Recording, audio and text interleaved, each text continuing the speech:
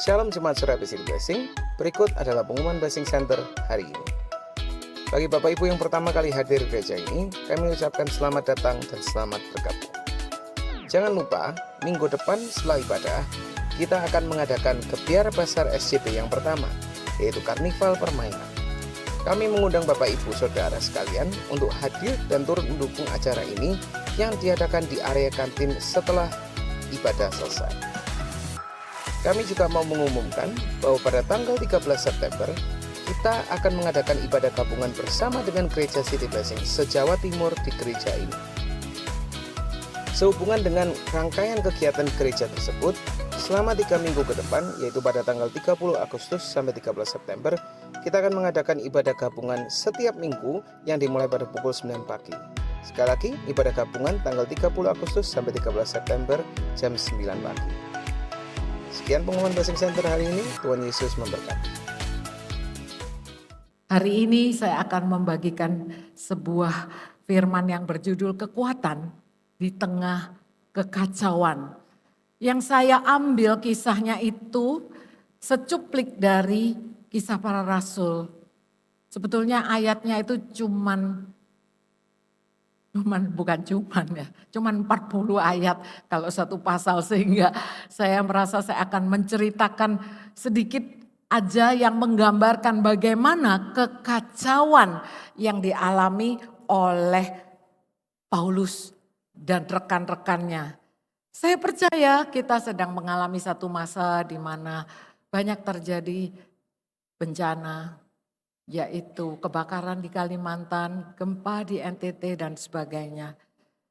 Ada Amsal yang mengatakan demikian, orang yang bijak itu melihat malapetaka lalu bersembunyi. Tetapi orang yang tak berpengalaman jalan terus lalu kena celaka. Atau ada lain lagi di Amsal juga, ini Amsal yang berbeda tapi bunyinya sama. Kalau orang bijak melihat malapetaka, bersembunyilah ia. Tetapi orang yang tak berpengalaman berjalan terus lalu kena celaka. Dalam hal ini saya mau katakan kita semua mau menjadi orang bijak.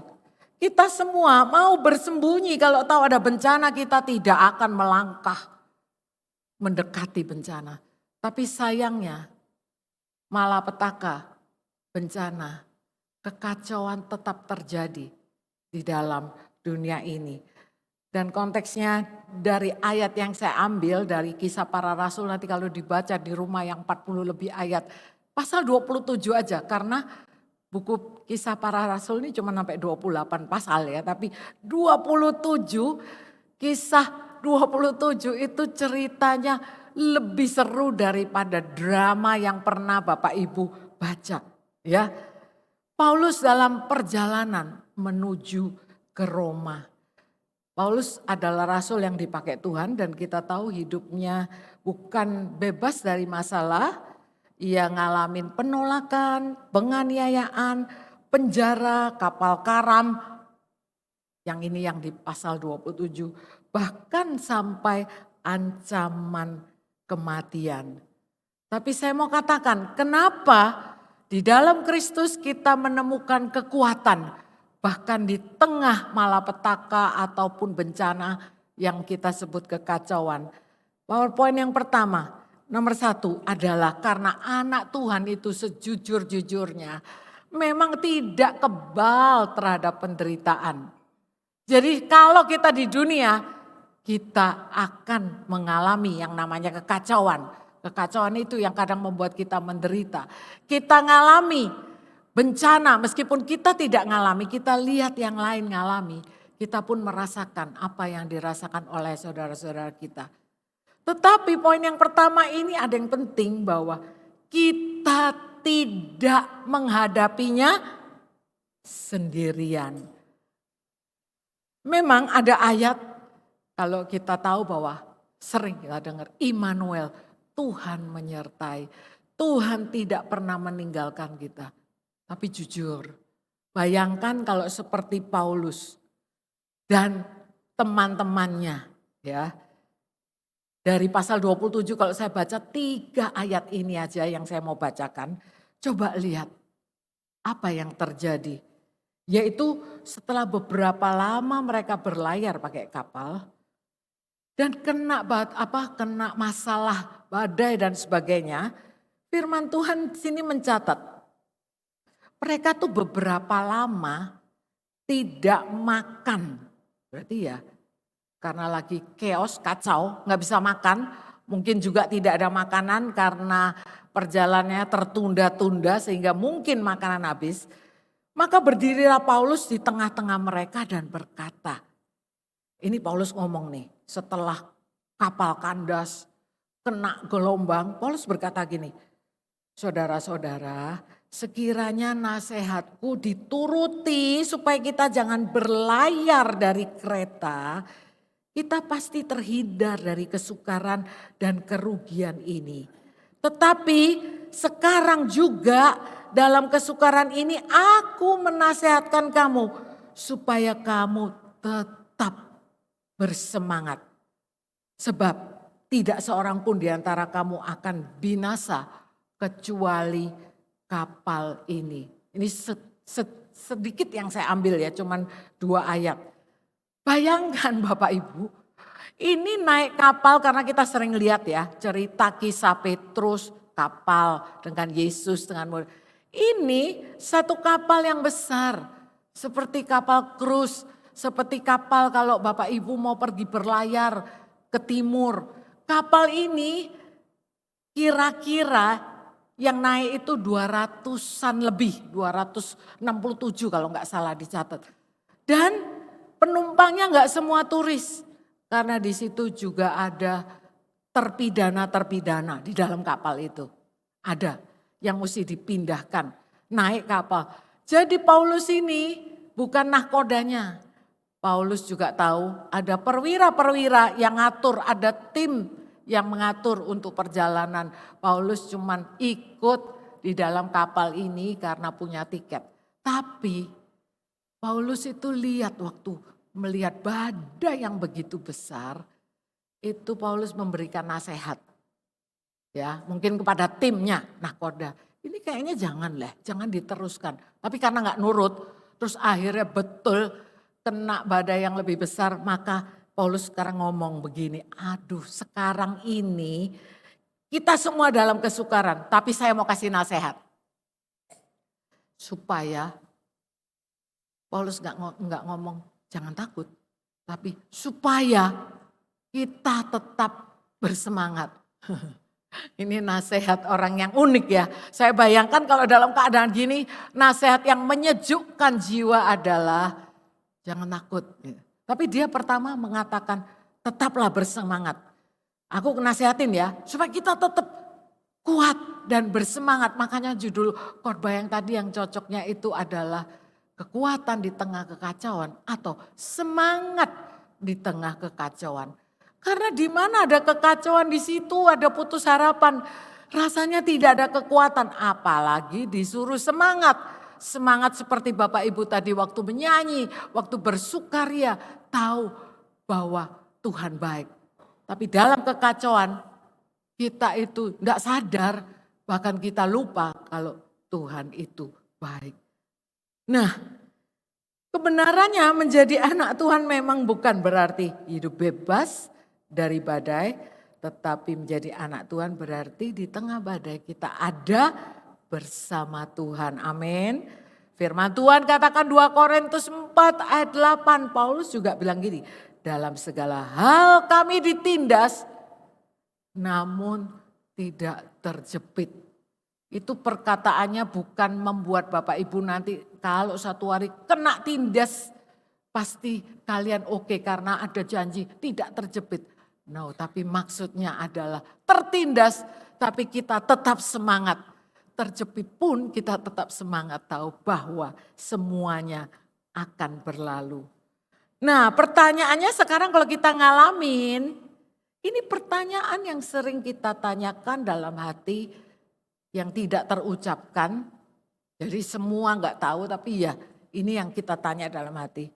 Mengapa saya mengalami ini? Nggak salah nanya itu. Saya pun pernah nanya itu dan Tuhan, puji Tuhan, tidak tersinggung dengan pertanyaan itu. Tetapi setelah kita mengerti bahwa Tuhan ada dan memberi kita kekuatan, maka sekarang kalau dalam keadaan yang kacau, ada sebuah pertanyaan yang mungkin kita bisa tanyakan, yaitu Tuhan, bagaimana Engkau mau menyatakan dirimu kepadaku di tengah keadaan ini? Saya tahu Bapak Ibu mungkin sedang mengalami badai kehidupan yang bukan di laut, tetapi di dalam keluarga, di dalam hubungan, di dalam keuangan, di dalam kesehatan. Apapun itu tanyakan, Tuhan, bagaimana Engkau mau menyatakan dirimu? Karena aku tahu Engkau baik, seperti lagu yang tadi dikatakan. Engkau baik, tapi suasana situasi lagi tidak baik-baik. Pertanyaan, gimana? Saya mau taat aja. Aku percaya Engkau akan menyatakan dirimu di tengah kekacauan ini. Tapi bagaimana Engkau akan menyatakannya? Tunjukkan kepadaku. Nah, saya percaya itulah pertanyaan yang perlu kita jawab. Dan saya percaya juga poin yang kedua, nomor 2. Di tengah kekacauan, anak Tuhan sekarang punya pilihan. Ini ada anak Tuhan punya pilihan. Percaya kepada firman atau terbawa melihat situasi, percaya kepada keadaan. Sebetulnya bukan percaya kepada keadaan ya. Tetapi manusia diciptakan dengan indera mata untuk melihat, mendengar, merasakan, mencicipi.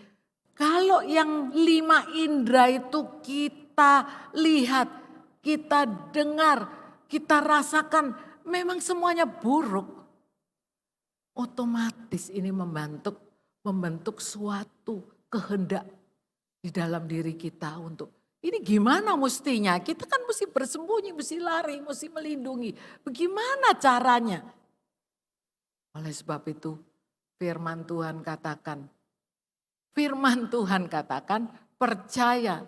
Paulus katakan percayalah kamu tidak akan binasa. Kapalnya binasa. Kalau Bapak Ibu dalam keadaan seperti itu di kapal tersebut, Paulus bilang sekarang tetaplah semangat. Kamu tidak akan binasa, tapi kapalnya binasa. Itu kita ya pasti ketar-ketir ya.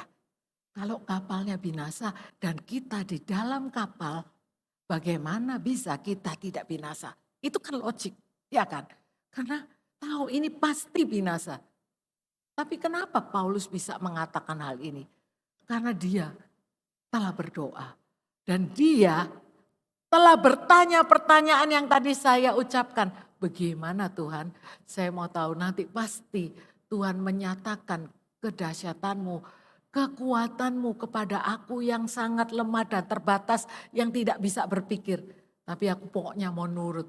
Tuhan nyatakan. Lalu Tuhan nyatakan kepada Paulus melalui malaikatnya. Engkau enggak akan binasa karena engkau punya tugas yang belum selesai. Itu yang malaikat katakan. Jadi Paulus dengan pede yakin berkata, dah pasti biarpun kapalnya itu binasa, engkau tidak binasa. Seperti lagu tadi. Meskipun gunung-gunungnya tidak mau pindah, tapi aku tetap percaya. Amin. Biarlah pertanyaan yang tadinya kita tanyakan, kenapa ini terjadi padaku? Ini sekarang kita balik menjadi, Tuhan ini terjadi padaku. Tapi ada kata tapi, aku mau tahu, aku mau taat, aku mau melihat. Tuhan menyatakan diri, Tuhan menolong, Tuhan memimpin. Karena ini belum akhir, masih setengah perjalanan. Tuhan, aku percaya. Nah, next. Iman bukan berkata tidak akan terjadi apa-apa. Iman berkata apapun yang terjadi, Tuhan tetap memegang hidupku. Sehingga kalau ada orang katakan, oh jadi anak Tuhan tuh aman, pasti aman. pasti dilindungi, tidak akan terjadi apa-apa. Itu sebetulnya nggak tepat sih. Enggak. Karena bisa terjadi apa-apa. Firman Tuhan katakan, Tuhan tidak pernah memberikan rancangan kecelakaan. Ya, Tuhan tidak pernah merancangkan kecelakaan. Tetapi rencana masa depan penuh pengharapan. Tetapi kadang-kadang kita pernah nggak kecelakaan? Pernah lah, dari yang paling kecil sampai paling tinggi derajatnya. Nggak sengaja mecahin gelas jatuh gitu di lantai, itu juga satu kecelakaan kecil, betul nggak? Ya, sampai kecelakaan yang memang membuat engkau terkapar. Saya percaya kita tidak menyangkali. Sehingga kalau jadi anak Tuhan, tiba-tiba kita itu kena penderitaan, kena musibah, kena bencana. Jangan merasa, aku ini dosa apa ya? Tidak semua kesakitan bencana itu hukuman. Bahkan Tuhan tidak pernah menghukum lagi manusia dengan bencana. Bencana ada karena macam-macam hal. Dunia sudah jatuh dalam dosa, macam-macam hal bisa. Bahkan kadang-kadang iblis bisa juga menginisiatif untuk sebuah bencana. Bahkan kesalahan manusia bisa, tapi jangan juga berkata, oh enggak ada apa-apa. Gitu.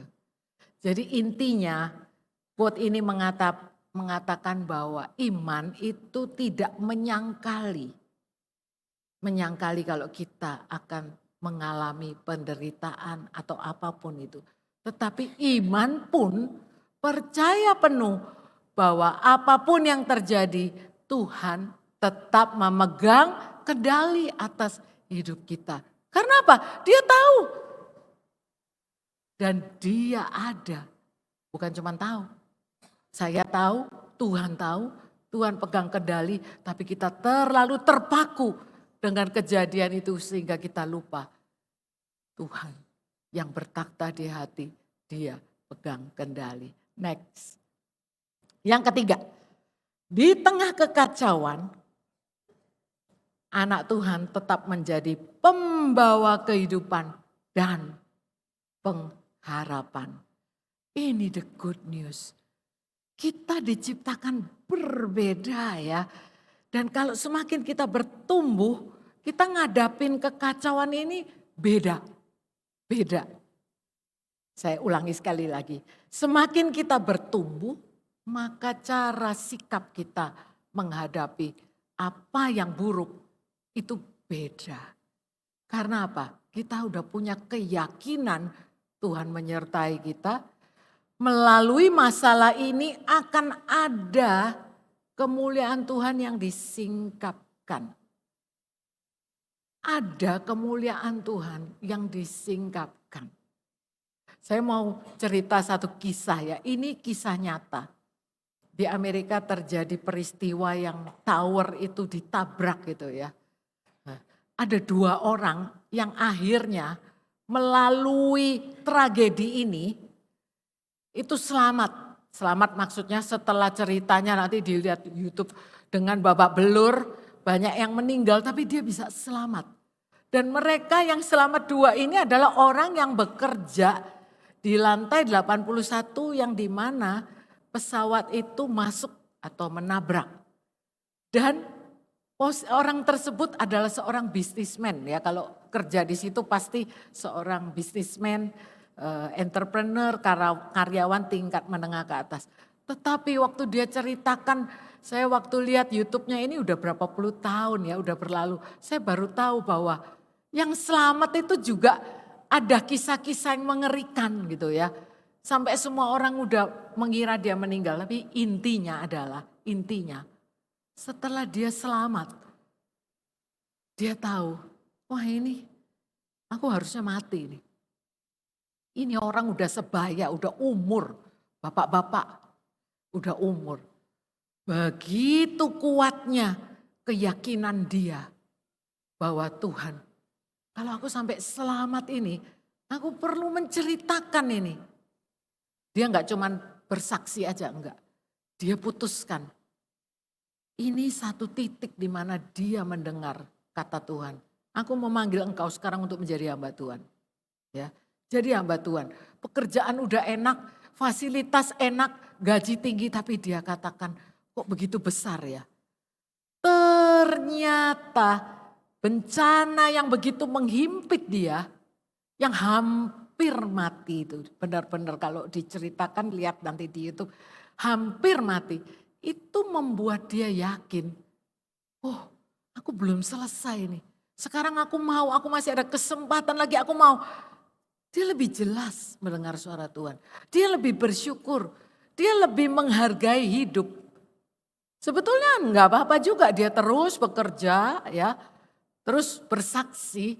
Tapi dia memutuskan ada panggilan, Tuhan bilang aku jadi hamba Tuhan. Dia melepaskan karirnya dan jadi hamba Tuhan untuk berbicara dari satu gereja ke gereja lain. Dan kesaksiannya ini selalu dia berikan, saksikan karena ini saksi nyata. Enggak usah diingat-ingat, sudah teringat dari sebuah tragedi menjadi satu titik awal panggilan Tuhan dan dia melayani dengan sepenuh hati. Ini maksudnya bahwa di tengah kekacauan kadang-kadang kita mikirnya cuman putus harapan, habis deh.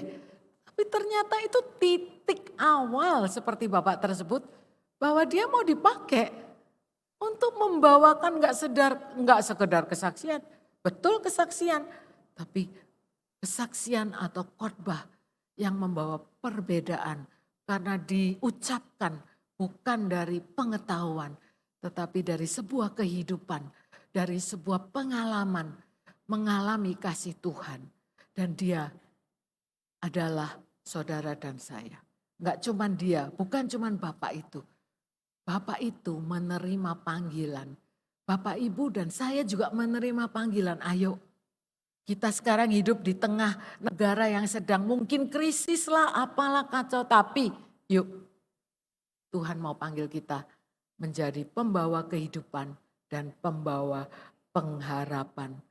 Roma 8 ayat 28 berkata demikian. Allah turut bekerja dalam segala sesuatu untuk mendatangkan kebaikan bagi mereka yang mengasihi Dia. Next, enggak apa-apa. Memang kita tidak selalu dapat menghindari yang namanya kekacauan, kecelakaan ya. Tetapi kita dapat memiliki kekuatan yang Paulus katakan, ayo tetap semangat untuk tetap berdiri di tengah situasi apapun karena Kristus menyertaiku. Paulus jujur di dalam keadaan kritis itu dia tidak berkata bahwa oh ini semua itu enggak apa-apa, ini baik kok. Enggak, dia tidak menyangkali. Karena bencana bukan hal yang baik. Kehilangan bukan hal yang baik. Bahkan kematian pun, kematian orang yang kita kasihi, itu adalah sesuatu yang menyakitkan. Bukan hal yang baik. Penderitaan bukan sesuatu yang kita harus romantisasi. Jadi penderitaan itu tidak usah dikayalkan. Oh ini baik, no. Tetapi apapun itu hadapi. Tidak perlu disangkali, hadapi. Karena Allah melalui ayat tadi yang saya bacakan dapat bekerja. Bahkan melalui suatu tragedi, kecelakaan, kekurangan, penindasan.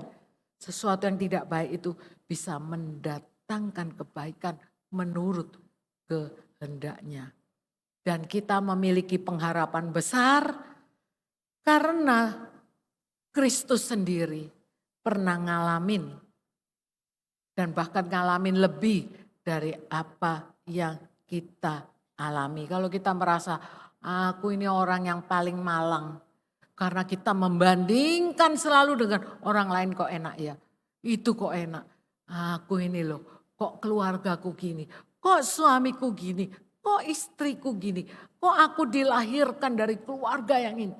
Kita bisa membandingkan diri dari orang yang lebih baik dan kita mempunyai mental korban. Tetapi ingat, Tuhan Yesus bukan Tuhan yang jauh Dia ada di hati. Dan dia mengerti, dia peduli, dan dia telah merasakan penderitaan kita.